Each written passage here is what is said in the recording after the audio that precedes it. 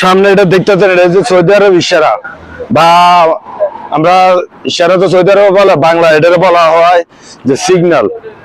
এখানে সিগন্যালে গাড়ি এসে থামে, থামার পরে এখন সাইড দিকে রাস্তার মোড় একদিকে প্রতিটা বার প্রতি এক সাইড 30 সেকেন্ড করে ছাড়ে, এদিকে 30 সেকেন্ড ছাড়ার পর ওই সাইডটা ছাড়ে। এইভাবে সৌদি আরবে যে ট্রাফিক না থাকিও এটা কন্ট্রোল করা হয়।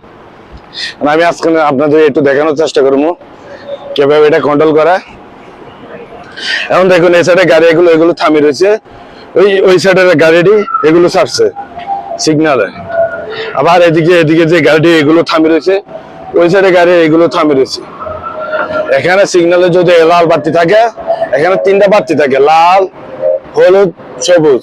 সবুজ বাতি দিলে আপনার গাড়ি যাওয়া যাবে, এখানে কোনো গ্যারাম আসবে না। যদি হলুদ বাতি দেয় তখন আপনার জন্য যাওয়া রিস্ক, আর লাল বাতি হলে যাওয়া না। এখন দেখেন এখানে সবুজ বাতি দিচ্ছে, এদিকে গাড়ি এগুলো যাইতেছে। এইভাবে সৌদি আরব যে সিগন্যাল না থাকে, সিগন্যাল ব্যবহার করে, ট্রাফিক না থাকেও এইভাবে ব্যবহার করে। আর আমি চলে এদিক দিয়ে যাইতে পারবো, আমার দেখেন এখানে মানুষের চিহ্ন আছে, আমি চলে এদিক দিয়ে যাইতে পারবো।